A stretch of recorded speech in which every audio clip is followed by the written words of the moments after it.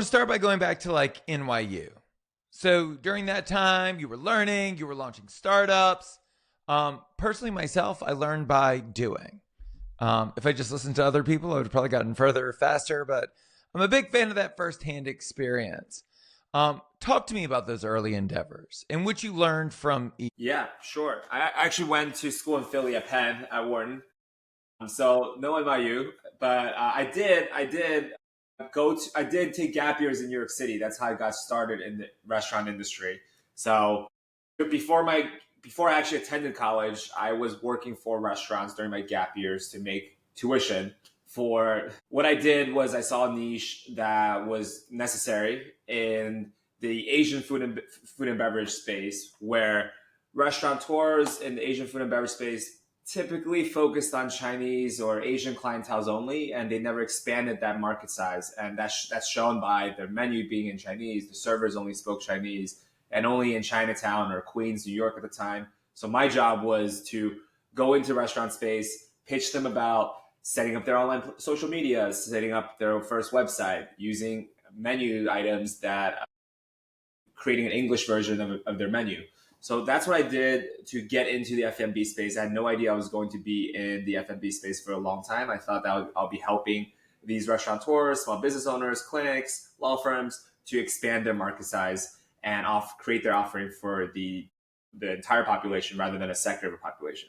So that's how I got started, did 2 years of that. And I met my co-founder during one of my sales pitch to try to get a hot pot client in. And then my partner was there interning. We're both 19 at the time. And he told me he wanted to open a high quality hot pot concept in Vegas. And I thought it would be a very easy investment, like a rental property where I invest. I gave him my saving at the time that I saved up for tuition. So I decided to take another gap year, thinking that it will make that return in 9 months. Sure. Why not? What's the worst that could happen? Right. Right. It's a great idea. Food and beverage is easy. It's, just like renting out your apartment. That's what I thought. And not only did we not make money in the first year, construction fell behind timeline. We needed more capital. So I actually had to put up my second year of tuition, part of it, into the restaurant again, because we didn't even finish opening yet. And we operated a failed Cantonese restaurant. We couldn't take it off the ground to even to get enough profit to fund our actual first concept. So that got me started in the food and beverage space. And fast forward 9 years, we are at 30 restaurants now today. And this year has been crazy. We've opened 25 restaurants in a year. So I got another 5 more to open by the end of the year. So it's definitely been a journey of creating the concept to non-profitable concept with a great idea to where we are today, also through COVID. So I'm excited to be on here and share whatever I can to fellow entrepreneurs and fellow food F&B entrepreneurs. So what clicked? So we go from like a failed concept. You walked away from it thinking to yourself, if I could do it again, I would do these things differently and I would do these things the same. Catalog those for me. Yeah, absolutely. So I would say one thing I got very lucky on is finding a good restaurant operator and partner in this, and that we have this long-term vision. To redo it again, I would have a slower due diligence. I think I got very lucky. The luckiest thing about this whole 9-year journey is definitely having a partner that have the same vision as you. And that's actually very rare. I think I got very lucky there. But if I were to restart, I would ensure that I find a partner team that take on different roles in the restaurant. My background will be on the marketing side, the finance, the legal, and his background is the culinary team, the back of the house within the kitchen. And then we have another partner for front of the house that has experience running all of that. So 3 of our expertise is very different, and that allows us to excel in all these areas. And people think in food and beverage, it's probably has a low barrier to entry, but super competitive. One of the most challenging spaces to be in. Maybe something similar will be like a sales job or real estate sales. That's also super competitive, low barrier to entry industry. So I would say you need to have a competitive edge in all of those areas. And most people don't think about that when they start off in the food and beverage space. We thought, hey, you just need to have a great concept, a great chef, and here it is. But that's not the case at all. There's a lot of things that on the customer side you really don't see until you get into the business, from construction to construction supplies to financing. All these things you have to make sure it's in place. before you can just open a successful concept. And I think throughout the 9 years, we're able to really fine tune those details to ensure that not only the concept's great for the customers, but we can also stay profitable. Great restaurants with great food, great beverage, and great service close every single day, right? And so if you were to ask me, like, what has made Chubby Group so successful, it's you.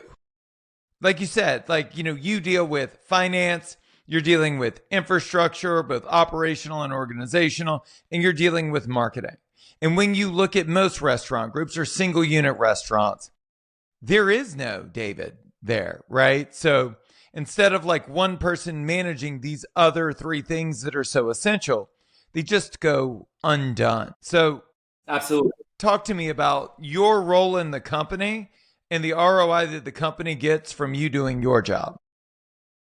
Yeah, absolutely. I think finance, the role of a CFO or CMO is heavily undervalued in the F&B space.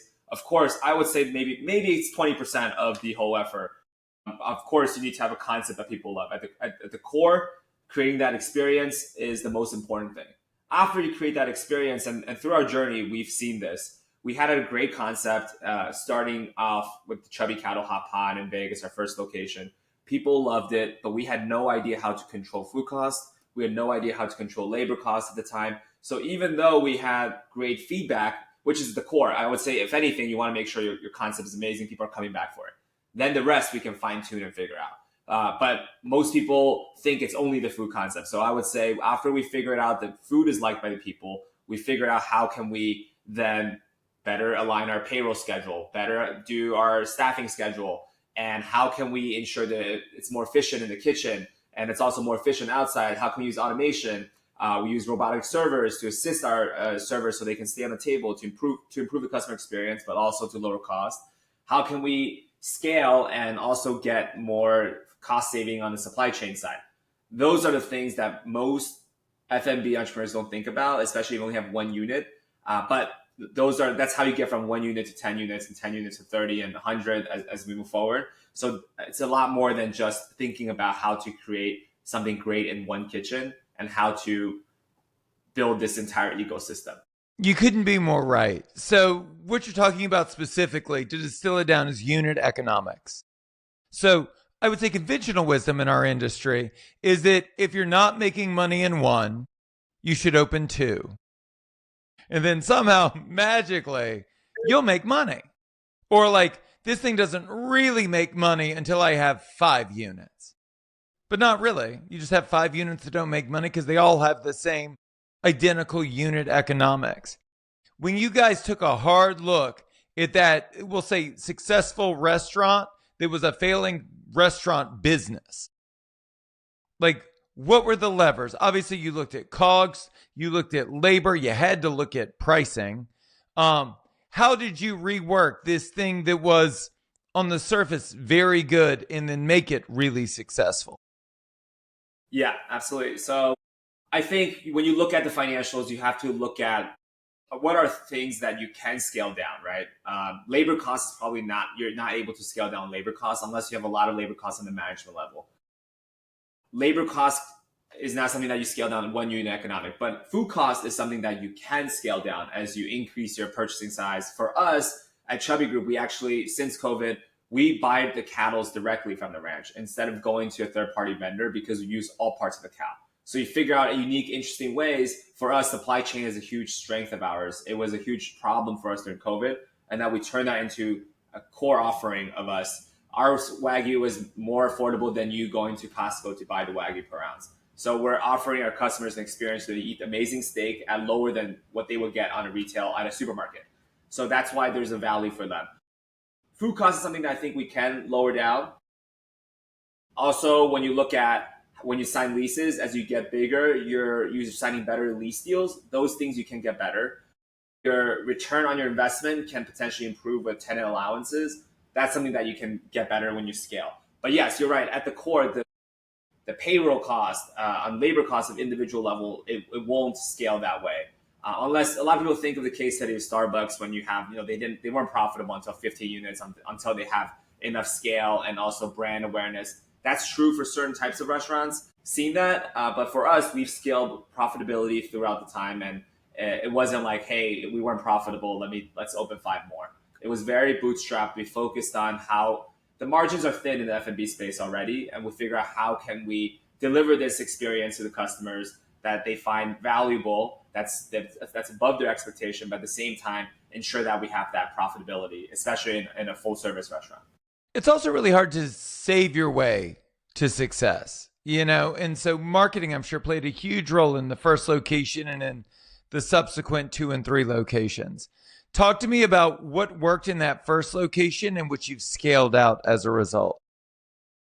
Yeah, I would say this is something that actually changed along the way for me, and I've changed my mind, and also marketing has changed a lot since we started. Sure, Right? in the last 9 years, absolutely.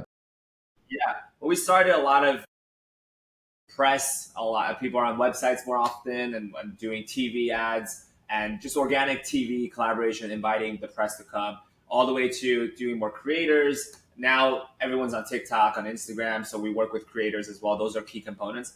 But the key here is the best marketing tool is Instagrammable and shareable concept that people that come in, they want to come again.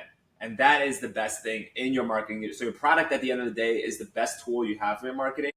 And then you can use all of the conventional, or what we talk about marketing today on ad spend. How can we re-engage your customer through customer loyalty apps? We have our own app developed called Chubby Club, where customers earn status and rewards. There are only a few Let Us Eats, perhaps, they have their own app. Very few restaurant groups that have this. And loyalty, customer engagement is important. It's not just about promotion. It's actually about servicing your customers and having that engagement with your customer. We're probably one of the only restaurants that have a Web3 lifetime memberships with our 1,800 members that are on Discord, that we're chatting about our services and giving us feedback and doing events. So engaging with your community is a huge part of our marketing campaign. And most importantly, what we spend on are actually feedback from our customers. Most restaurateurs, I think, don't value feedbacks as much as we do, and we take our customers' feedback. We're less focused on sales and more focused on what is the customer feedback. So our GM's goals is to get as much feedback as positive feedback, and also how we're addressing the negative feedback, rather than we're looking at how they're doing on sales. So this is something that we've also adjusted throughout the year, and how can we keep the customers coming back? At the end of the day, it's the core product itself. Just like in any other company, Tesla or Apple, they might not spend so much on paying celebrities to endorse their Tesla car. It's about building a product that people will share themselves. So that has been the core of what we're doing now, is to just ensure that we're getting that communication very clearly from the customers. If they don't like something, we know and we can make adjustment. And we want the customers to share with their family and friends. And that is the best way to market any of our concepts. Let's talk about loyalty, because I want to unpack what you guys have done, because I think it's really, really, really interesting. So by and large, it's transactional for most folks, right? Like that, you come in, you give me $500, I'll give you $5 off your next dish, which is expected. It doesn't create surprise and delight in it. What it does is it creates a very transactional relationship. A word that you use that I think is exemplified through your loyalty program is status. Talk to me about the status that you offer to the people that patronize your restaurants. Yeah, what is interesting in the F&B space is that in the hotels and airlines, you have this loyalty program. In gyms, you have a membership that puts you into it, because now you're in an annual pass, you want to go to the gym. There hasn't been and I think the reason is because most loyalty programs, probably one of the most successful food and beverage loyalty programs, probably the Starbucks Rewards. And that is something that you can drink and consume on a daily basis. But for full service restaurants, you might not be going to that restaurant every single day. So for us, we understand that we needed a multi-concept approach to ensure that people are coming back to try our barbecue, to try our shabu shabu, to try our sushi hand roll concept. That maybe curry, we need $4 sign Michelin concepts to $1 sign tea concepts. So that's where we created Chubby Club, and you can earn status just like you can earn status in hotel programs or flights. And then we also created, and we're rolling this out next month, a annual membership pass similar to Amazon Prime that allows you to get discounts across the board at all of our concepts, at all locations, all 30 locations. So that is something that I think in the F&B space we can continue to improve on is to really how to engage with your customers for them to come back. It's not just buying a gift card or spend X amount of dollars and do that. I think there's a lot of innovative ways and that we've explored already, whether it's through lifetime memberships or annual memberships. There are a couple ways we run, and status is certainly something. We have silver, gold, black status for depending on how much you spend. And another interesting thing now that with Chubby Club app out, we're able to dynamically price your rewards. So instead of dynamically pricing, that's always been a challenge with food and beverage, Monday to Thursdays or slow days, and we're not able to capitalize on that. And if we adjust the price points, people are not really happy with this, and Wendy has tried this. So for us, we want to adjust the reward points. So the price is still the same, but now we're rewarding you to come out during our slower days. Many tools and softwares and apps out there have made this successful for the restaurant operators. There are apps trying to solve this problem, but at the end of the day, the restaurants are getting squeezed through these software, whether it's like Groupon, where you get only 50% of the revenue, and that's not going to work for restaurants. So for us, we are creating a tool that will engage, that will incentivize the customers to come out, but at the same time, not to make them sensitive about price increase, because it's still going to be the same, but they are getting more rewards for it. So that is our solution to this huge problem that we have in F&B space, and hopefully more operators will begin to employ this type of loyalty program to really engage with the customers. So, hindsight is 2020. And you mentioned being in multiple tiers of dining, that there are all these different use cases for the restaurant group. I was in multiple tiers of dining because when I look back, I hated sleep and I loved anxiety. And the best way to do that is to just start fresh. What I found was very little translates moving from one tier of dining to the next. It's a different use case. By and large, it's a different customer. Like, it was literally starting from scratch every time I did it. Was that your experience, or did you figure out something I did? So for us, having the different concepts within Chubby Club, we partner with local operators that already have experiences. So for example, we have our Chubby Curry concept. That's because we partner with a chef that has done a curry concept. We have our Chubby Dumplings concept. That's because we have a chef that's a Michelin dumpling concept operator, and we partner with them to build these concepts out. So certainly there are the differences from $1 sign to $4 sign concepts, but what we do have and consistently across these boards are we have great partners that have these concepts that we onboarded to Chubby Club. And then secondly, the supply chain is the same. We use all the Wagyu ingredients, king crab ingredients from our supply chain that allows us to save on costs and deliver more value. When we say save on costs, at the end of the day, our food cost is actually extremely high in the food and beverage industry. It's around 40%. And we're able to do that. And that's including the fact that we have our own cattle ranch. We already are saving costs on cattle. So if someone else is to do a similar concept, they'd probably be spending 45% to 50% on food costs. But because we're delivering this unlimited Wagyu experience, it's something that you can't reject on a value basis to the customer. That's why our sales are significantly higher. That allows us to lower the other fixed costs like rent, where standard rent to revenue is 10%, we're doing at 3 to 4% with our concepts. So we have a supply chain that's consistent across the board. Our operational management teams is consistent. We do partner with different partners and operators that are doing the different tiers of concepts. So that's how we've been successful with it. Similar with partnering with me as a CFO or managing partner for managing this side of the restaurant. Construction is the same, and financing is the same. But yes, the customer experience will be different, and we partner with a separate partner for those different concepts.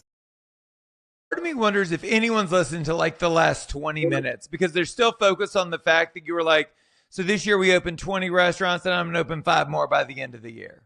Like, some people probably just stopped there and they're trying to internalize that information. That's just insane, right? I'm sure it's as crazy to say and experience as it is to hear. But there's a strategy, right? And it's working. And these restaurants that are opening are doing well and they're being executed to spec. Talk to me about the growth model, because again, I would, like anything in life, like your growth, it was slow, methodical, and then sudden. Yeah. One cool thing is because we didn't take institutional capital in the beginning, it allowed us to be really focused on the unit economics. And it's not just, hey, we'll scale, and maybe make it profitable. right? There are concepts out there. There are publicly traded companies that are still negative on the cash flow, but they've raised a lot of money and hopefully they become profitable. But for us, we started with one location. It took us 3 years to open. One in College here in Philly was our second and third. One in Denver, so 3 locations in 3 years. So it was around one a year, and we were barely breaking even, slightly profitable in some months. It's also seasonal with Hot Pot at the time, so we didn't know how to control labor and costs once again. So it took us some time. Then COVID hit. Right before COVID, we signed 3 locations. And that was challenging. Again, it was crucial to have partners and operating team that has the same goals and visions for us. It wasn't just building these locations and cashing out. It was more so, how can we build something greater and our long-term dream is to change the F&B industry and have more value and less inefficiencies in the space, similar to, let's say, what Amazon has done to e-commerce space to make it a lot more efficient for customers, 2-day delivery, 1-day delivery. We want the customers to have the best ingredients, the best level of customer care possible. There's just too much churn rate in F&B right now that causes the financing to be expensive, the lease to be expensive, and the customers are in the end paying for that, and the operators are not making money from it. So we're in the game to change that model and to make it a lot more efficient, and we'll get better leases with better deals with banks, better leases with landlords, because we're making it more efficient and giving more value to the customer at the end of the day. So it took a long time. That 9 years this year has been the craziest year, and next year probably will be even crazier. But certainly it was slow, and it pivoted. 9 years ago, I did not dream of being where I am today, to be frank. Every year it's changing.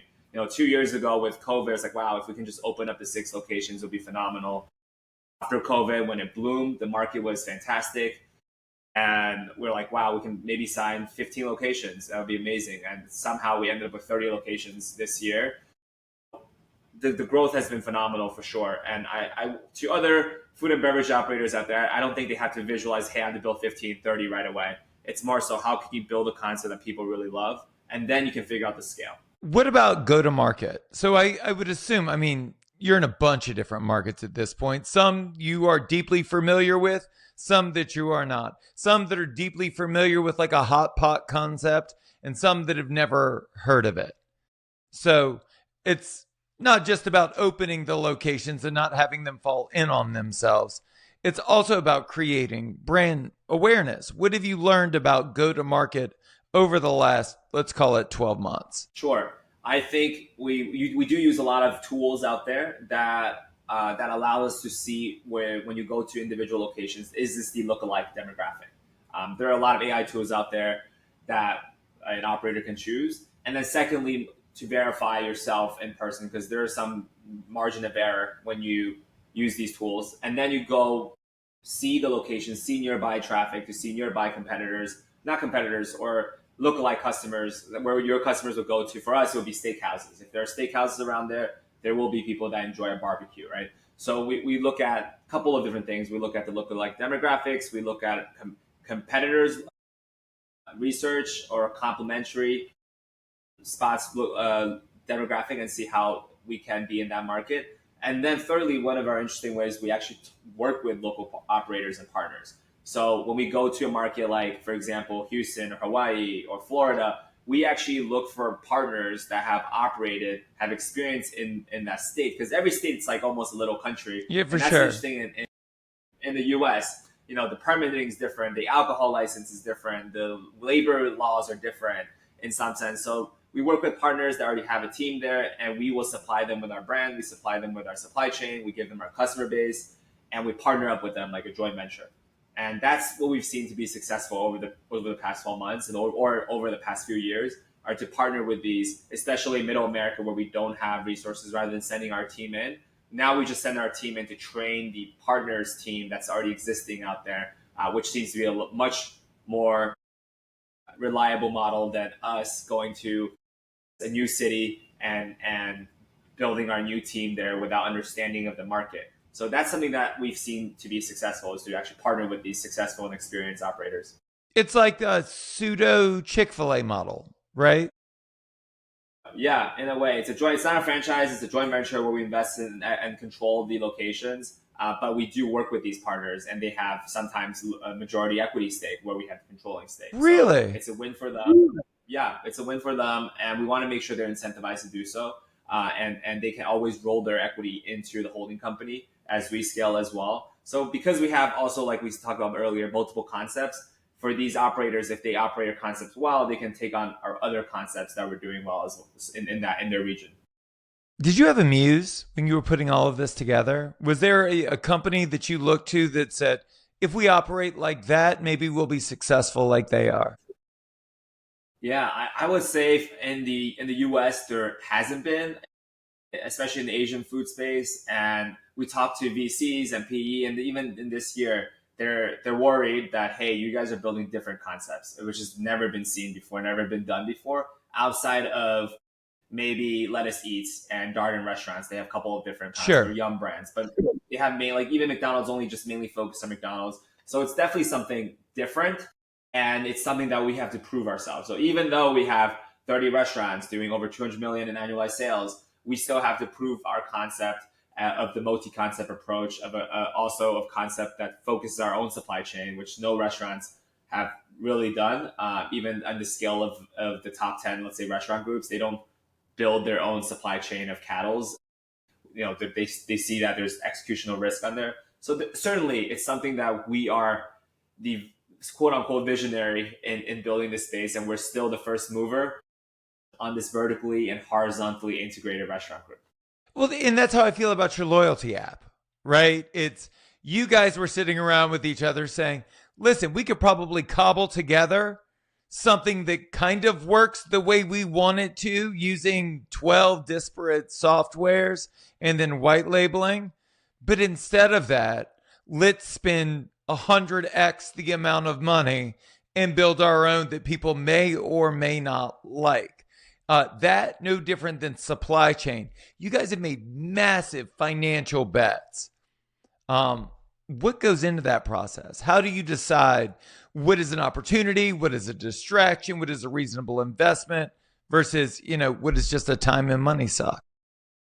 Yeah, I think it takes stages. And for example, when we just saw the Web3 space, when the NFT bubble was exploding, and I looked at it, I didn't understand why people were spending money to buy pictures online. And I saw that, hey, this is a really cool technology where for memberships, if you can, it's essentially a timeshare that you can actually sell, or a membership that you can give to someone else and also have value in it. It's a timepiece like a watch that has value and utility for it. So when we saw the technology, we say, hey, how can that apply to what we're doing in F&B? So we created the actual, probably the largest NFT lifetime membership program that's built on Web3, that's actually usable, and that has 30 locations for you to use that. And we were the first mover on that. When people were saying this NFT is crazy, the NFT word is now negative. It's connotated with scams or with people thinking they will get rich buying NFT. Like we're selling NFTs solely for utility purposes. And that is what it's meant for. I think same as the .com bubble, few websites will come out of it as successful, and it's actually useful. And that's what we're doing with the Web3 space. That's what we're doing with the on the Chubby Club app as well. Those are things that we know that we QA, that we test the membership functionality. Before we create our app, we already have membership models through our POS system where individuals buy a membership, $28, for example, and they will get a discounted price at that store. We already tested that. We see customers are super interested in this, and we see the user case, the MVP work, essentially. So now when we have 30 locations, we say, hey, how can we consolidate this so that users can see how many points they're earning? They can manage their subscriptions, just like DoorDash Pass or Uber Eats Pass, and do that. So that's when we invested more capital into. It's essentially scaling. It's not a blind bet. It's that we've seen this work on our POS system, and now let's bring that into a ecosystem for all of our locations. What's the next big bet? The next big bet, we aim to have 100 locations over the next 18 months. So that Oh my God, that doesn't even sound exciting. That just sounds like so much work, David. Don't do it. Yeah, absolutely. We want to make sure that the members, now it's almost the chicken and the egg. How can we ensure the members are enjoying on the West Coast and the East Coast and Mid-America? They can experience all of our concepts We're creating our QSR, quick service restaurants concepts as well, focused on quality ingredients and it's fast casual. So we're building more of these $1 $2 concepts across the board. We're onboarding more partnering concepts, restaurant concepts, from dessert shops to karaoke's to bars and lounges onto the Chubby Club app. So we can put more of our supply chain advantage, our customer loyalty advantage to these restaurant concepts that we either invest in or just put them on our platform. The big bet is that we will transform what food and beverage loyalty mean, and all of us that go spend at our favorite restaurant should be rewarded with statuses, should be rewarded with points that we certainly just are not capturing right now. We're getting some points at this random restaurant. Maybe they have toast. Maybe there are points there. And some other restaurants we go to, you can't really even get a reservation. There's no concierge. There's no service. Versus in every other unit, if you're in a high globalist, you get a concierge, right? So we're changing the way the restaurants are done on the customer-facing level for loyalty. We're also going to change how restaurants are done on the back end, on the supply chain level, on the construction level, on the lease signing level, and really build an ecosystem for our customers and for financiers and landlords that they know when Chubby Group comes in, we have these concepts that customers love and that we have 1 million members that are on our plan. So that's something that we're making a big bet on over the next few years. So when you look at everyone that's on the Chubby platform, especially the brands that you don't own directly, maybe you've invested with them, maybe you just like the concept, so you have it on the platform. And this is just you and me talking. Let's pretend there's no audience. I'm sure there's no one on the app that's listening. I would think to myself, like, what a great source of data. Like, as a company that is aggressive, that's looking to grow, if you roll up a donut concept that specializes in a weird kind of donut and you are seeing massive adoption and growth on the platform, that becomes a consideration to either do yourself or to partner and then scale out through your existing ecosystem, right? Absolutely. And that is where we think our advantage lies. We want to become a venture capital or even an ecosystem to help mom and pop shops, actually local operators that have a great concept that's loved by the community. How can we use our resources? We already have partners and operators across the country. We can kickstart very quickly on the construction side, financing side. We have landlord relationships across the country, and we can bring these concepts and scale them up. Literally any type of complementary concepts that's not competitive within the ecosystem, we're able to build and put up on the map. And not only just for our customers, but we can also help on the operation side and also on the construction side and the lease acquisition side. So absolutely, we think we will help a lot of cool concepts over the next 10 years, let's say, to be on the app and build 50 units across the country, right? So that is one major thing that we want to do, is to help these concepts across the board with a strong ecosystem. Just like how Amazon can help new product launch quite quickly with their warehousing and logistics, we will do the same on construction and logistics of the supply chain and getting them better food costs once we onboard a new concept. It's smart, but the driver for Amazon is the driver for you. Audience, right? Like, that's really what it is a local pie shop gets on the platform. They are immediately busier. So yes, you could sell them on back in organizational and operational infrastructure, but the proof is in the fact that you were this busy before and now you're this busy. You can trust us as stewards of your brand to scale this out successfully. Absolutely. That is our big bet. Once we have, let's say, 10 million members that's on our annual membership, then absolutely they will choose, assuming that there's two pie companies or two pie concepts. Let's say they taste the same. Just the fact that they will earn points at one, not at the other, will drive all of them there. But we also got to pick concepts that taste better, have better experiences, but assuming it's two similar ones. And no one has really taken on this yet. So it's something that we're doing. I think, again, customer loyalty will be a huge part of food and beverage in the next few years. David, if there's something I want to buy on Amazon and it's at 5 stars, but there's no Prime, or there's a competitor at 4 stars and it's Prime, you know which direction I'm going. And I think that's the power, right? The power is in the rewards. The power is in the immediate benefit that the platform offers to the people that are using it. And again, like, when you look at the power of a platform, it's based on utility. So like what you're doing is so smart, because the more people you roll into it, the better it is for them. But also, like, you're becoming a day-to-day, week-to-week part of people's lives, which I think is essential. I feel like Absolutely. I'm Yeah. selling myself on what you've already built, but it's fabulous. Thank you, thank you. Yeah, I think we do this in every other thing, credit card points, and again, hotels, right? And Google Map now, like customers are not getting any cash back except for maybe credit card points. But at the restaurant level, you're spending at different restaurants that you go, your favorite restaurants, and you're not even earning any status rewards. You don't get special treatment. We don't know who the VIPs are. And the business owners don't even know that. They don't have that data. They might have it on 7 rooms, so they come multiple times, but there's no system out there to really reward them. We want to create that system so people that are spending going to their favorite restaurants, if you go 100 times a year, you should be on the black status of that restaurant and have different treatments, right? Because you're their ambassador. And that's the technology that we're putting forward with Chubby Club. One of the last big ideas I want to talk about with you is like people want to be part of it because it's a cool brand, right? Like you guys are super trendy, which isn't a mistake. It's not an accident. And like you head up the marketing effort. Everybody wants to be cool and trendy, David. I'm sure you're aware. And despite everyone's best efforts, very few are. So if you were to distill out what are the elements of what makes a brand cool and trendy, and like you said before, like Instagrammable, like what is that? Yeah, for us, it is about building a product that will shock people. And the way that, and the best marketing is like when Tesla just came out, the Roadster just came out, or the iPhone 3G just came out. For us, we're offering a concept that's like nothing out there. I personally wouldn't be involved in any F&B concept that doesn't either shock me in the value they're bringing. Like, how is this possible? They've never seen this before. It's amazing. I want to come back all the time. There's a value proposition to the customer. Value could be in price. Value could be in this overall experience, this uniqueness of the product. And those three things and we can talk about when you go into a restaurant, it goes from the food to the customer service to the environment. All these things have to be top notch and above the expectation of the customers. The price they're paying is the value that you're offering more than what they think they're paying for.